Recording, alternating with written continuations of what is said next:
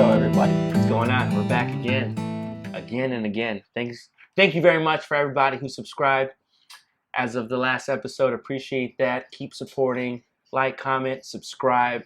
We love it. We love it. Especially like because these YouTube logarithms. It's Yeah, we're trying to figure out these YouTube logarithms. I think we're cursing a little too much, and we've talked about a couple of subjects that are probably not, okay for these YouTube people. So keep liking and subscribe and comment. Get us up there. If we appreciate all the help because we're already going against the tide when it comes to some of these platforms. So I can only imagine if that's really the logarithms and stuff are really affecting us. But our political correctness doesn't really help us. But that is true. We're not politically correct here, and that's why we're bringing you this show, because we don't want to do that. That's boring. You keep hearing the same stuff over and over again. It's not that it's boring. It's just that it's ridiculous. It's getting too ridiculous. That's yeah. It's boring to me, but it is very ridiculous. So, anyways, what are we drinking today? Today we're drinking an IPA by Goose Island. This is an oldie but goodie, man. It's still, for maybe a couple years, I stopped even seeing this, or maybe I just stopped ordering because there was just so many different things. And this is what I call back to the basics. It's taking it to a really hoppy, grapefruit, piney kind of. It's not even that hoppy. It has now, a great but nose. I think okay. Yeah, now it's not. But back then, I think this was on the forefront of one of those hoppier beers. But now it's just a delicious beer. We're so palatable now, and all of a sudden we're so sophisticated. We're beer drinking. Everyone's a connoisseur in this kind of stuff, so we did it first. Anyway, so what's going on, dude? What are we talking about today? We're talking about strippers. Mm-hmm. When was the last time you went to a strip club? Well, I'm gonna be honest.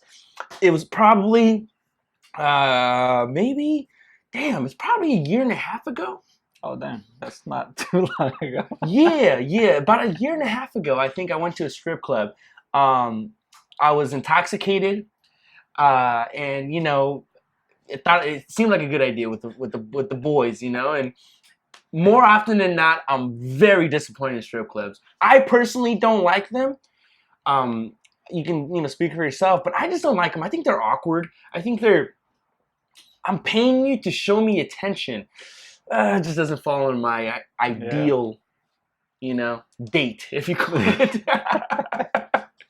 Or, I guess the entertainment is okay, but the fact that you have to pay for that type of entertainment, I've never really been a big fan of either.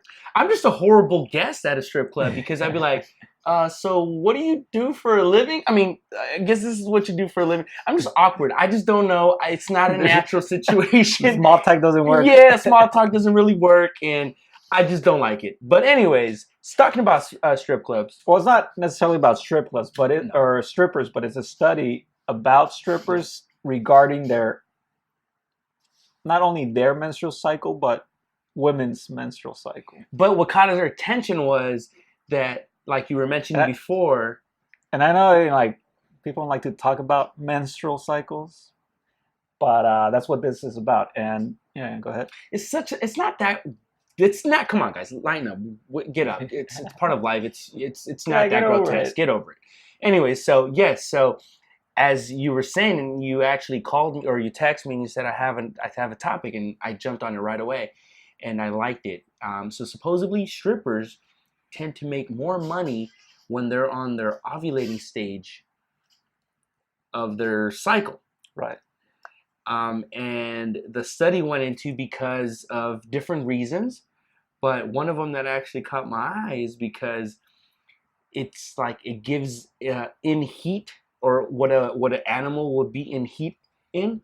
So It gives all these signals and all these different, they're saying either smells, the way our bodies kind of change during the menstrual, or the women's body changed during. Your body's changes? I don't know. No, but the estrogen that changes.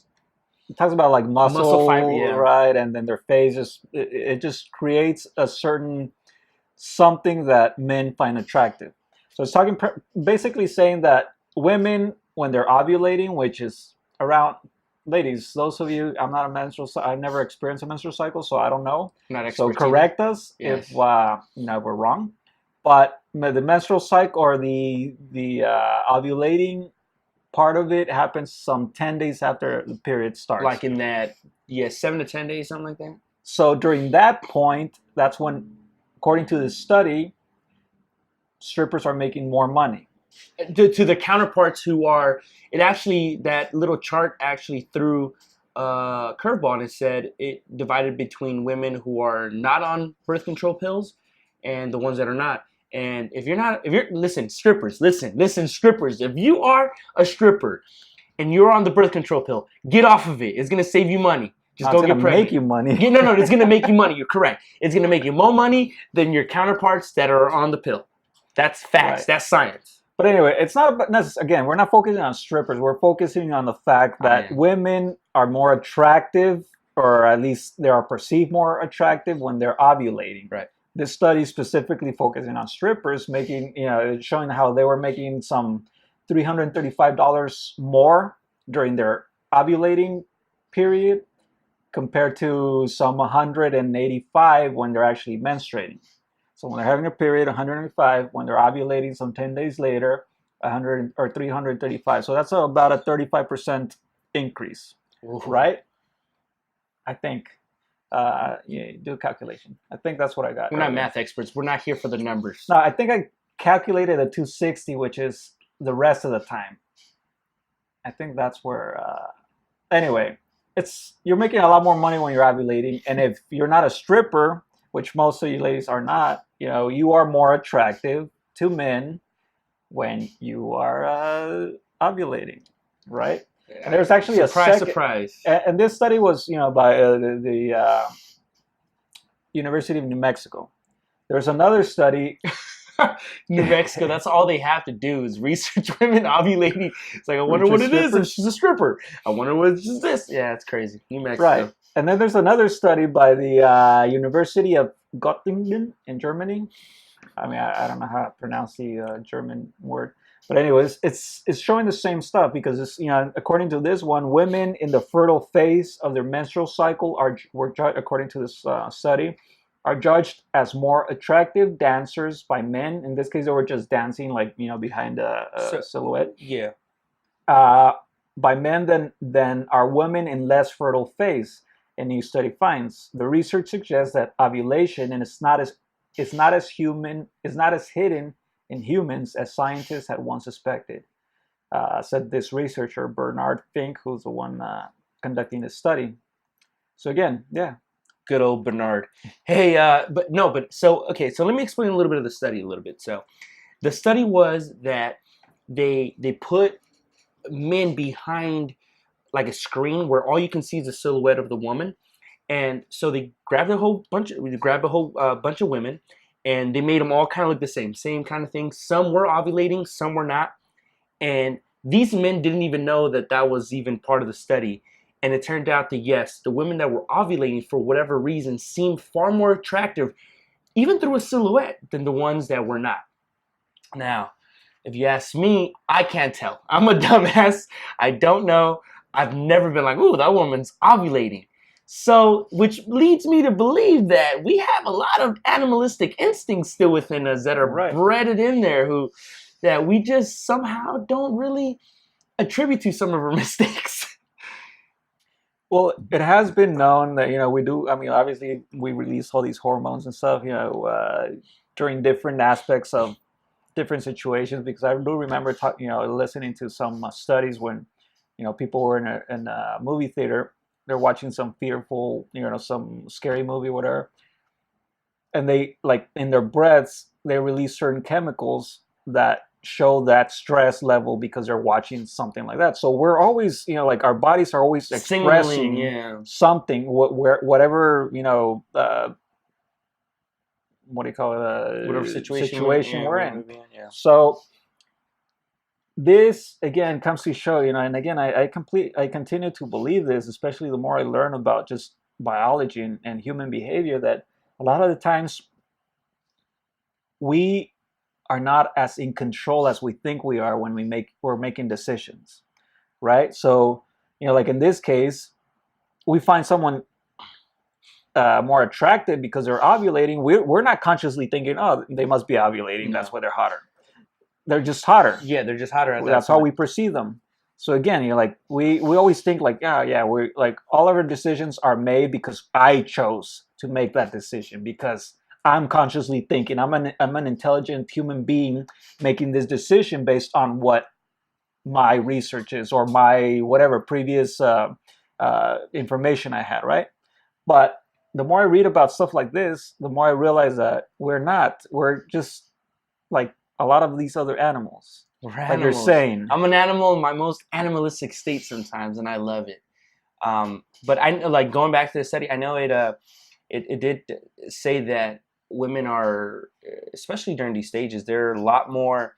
Obviously, their sexual desire goes up, but they're a lot more attractive to men with like stronger jawed men, which I'm fucked, but because I don't have the strong jaw. But man, that's so crazy how things like that, and they might not even notice. So you can be an ugly dude. It's like handsome Squidward, crazy jaw. Remember him? He was like most handsome man alive. So, anyways, or the bottom of the sea. Oh, you're talking about yeah, handsome Squidward. Yeah, SpongeBob, handsome Squidward. But even like to that, but it also says that like when women are ovulating, men tend to like their voices. So their voices and smells and facial attractiveness of women during fertile compared with non-fertile phases. So somehow you just become a far more attractive woman, but we're not, unbeknownst to us in a weird way. But like the article and actual study shows that during that stage, a woman's voice does get a little more like, less fucking high tone, which is so annoying. No, higher tone. That's what I thought men didn't find attractive. Oh, really? So remember that video of Marilyn Monroe when she's singing to JFK, the Happy Birthday? Mr. President. She's like, what a whore.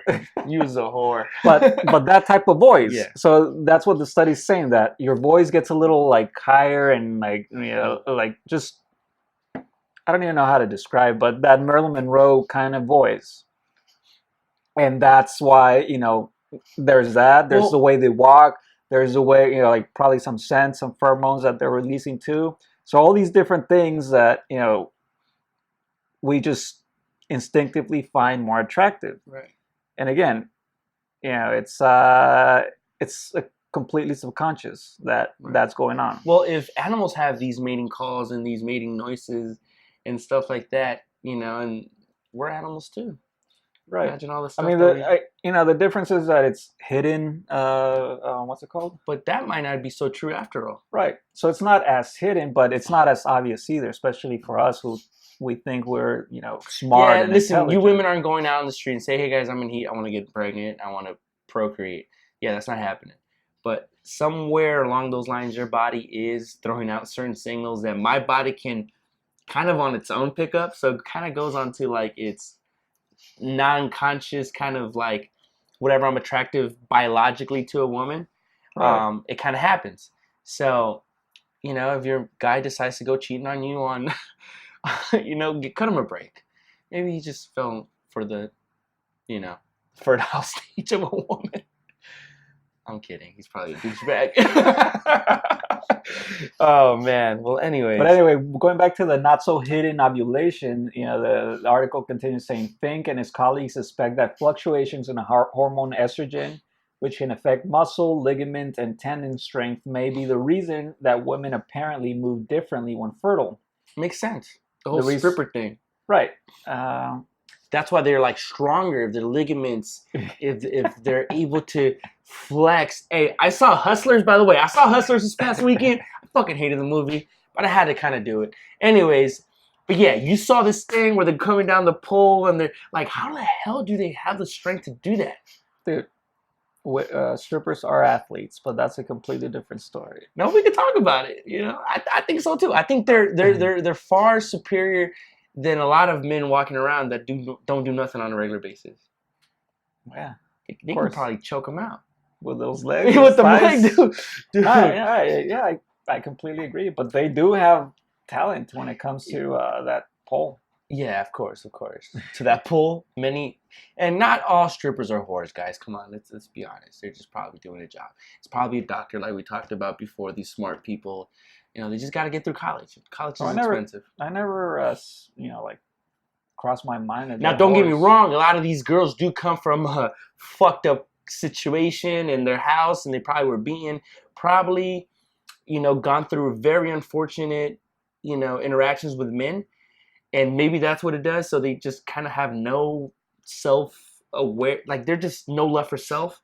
And then they do this. So they kind of see their body as an asset because that's just kind of how it happened. I don't know. Listen, I don't know. There's the girls trying to get into college and the girls are just fucked up.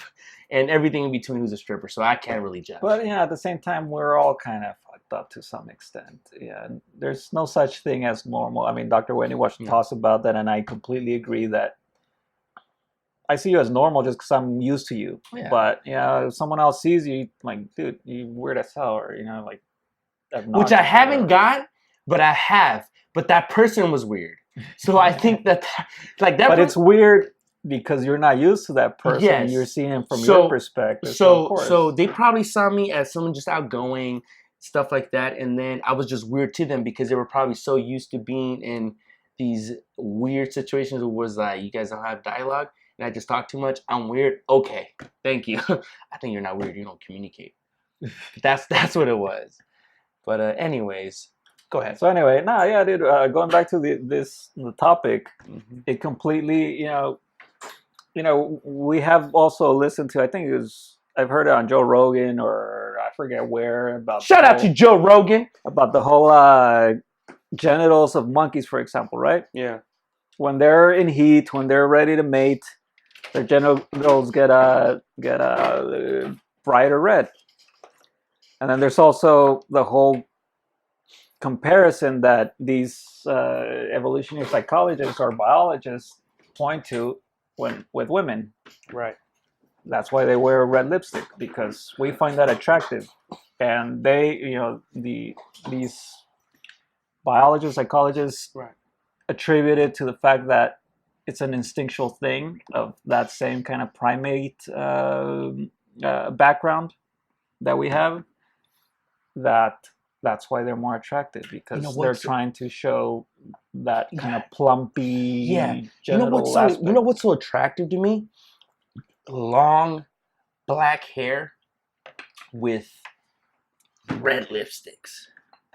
Like a red lipstick. And especially if the girl is more on the light complected area, I think it just pops so I'm like, ooh.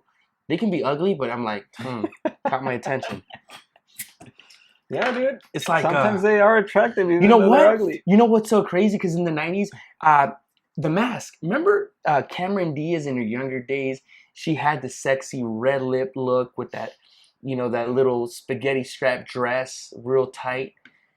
Man, I remember being a little boy and I was like, that is so attractive. And again, I was probably, 10 years old when I saw the movie, or 8, whatever. Like something about There's Something About Mary?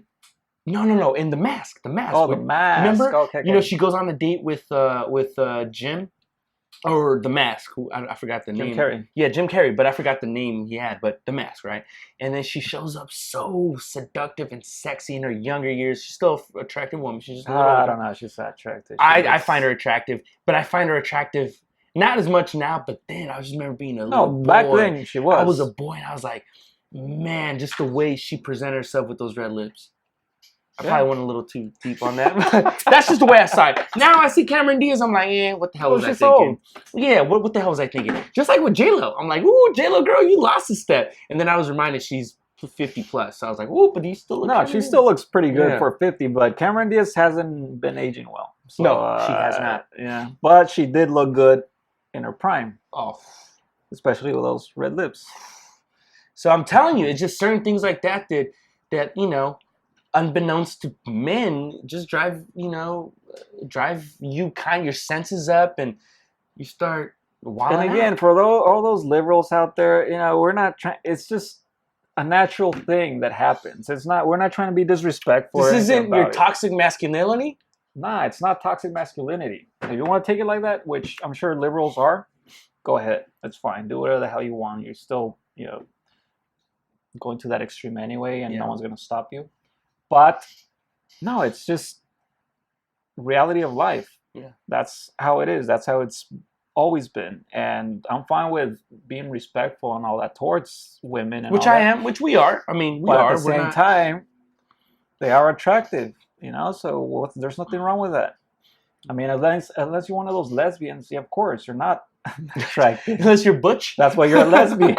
That's why you're one of those feminist lesbians. Yo, it's so funny because, you know, like, they're the toughest ones. Like, I think I've, like, the interactions I've ever had have been with lesbians who dress like men, who always, like, try to, like, you know, show their, like, that they're not really women, but they're women. And I get it. That's you. That's your prerogative, or whatever your, like I said, whatever your prerogative is. And he's going to go try to show men that you can be a man. And, you know, it's crazy because these women, like, go out of their way, or at least the ones that I've had negative interactions with, they go a little out of their way to prove that they're more men than you are a man. It's like, but you're a woman. And I respect it. That's okay. That's fine. You can, dude, if you can go climb a tree, that's fine. I don't care. Climb a tree? Yeah, do whatever you got to do. But when you go out of your way, it's just like, all right, dog, I get it. I get it. You're proving your point.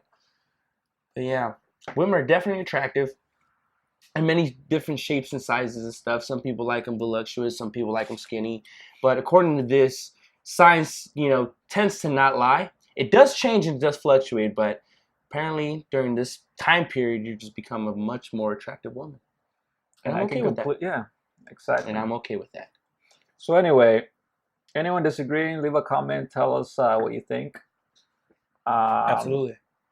If you disagree with the study, because the study does seem like it's pretty reliable. I mean, I read the process of the study, and it does seem like, you know, it's as objective as it can be.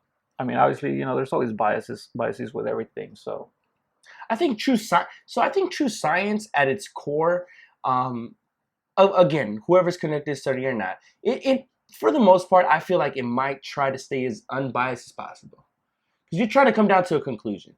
So I know, like, in the past, certain scientists have gotten flack from, like, certain communities that are, like, against that kind of stuff. But at the end of the day, these people are scientists and are just really just out for the research. I think the problem is not necessarily the studies in many cases, it's how people misinterpret and how people just, or whoever's reporting on those studies just completely turns it around. Because, you know, for example, I just recently heard about the whole wine. You know, wine's supposed to be good for you, right?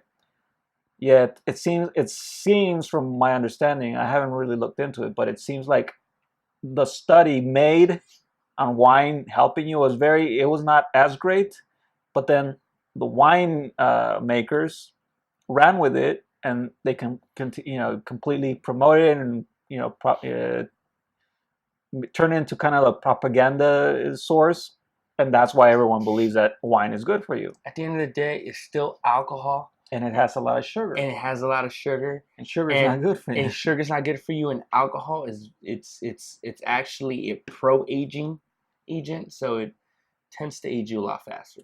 So, and typically, wine is a lot higher in alcohol than a glass of beer, or a pint of beer, or a bottle of beer.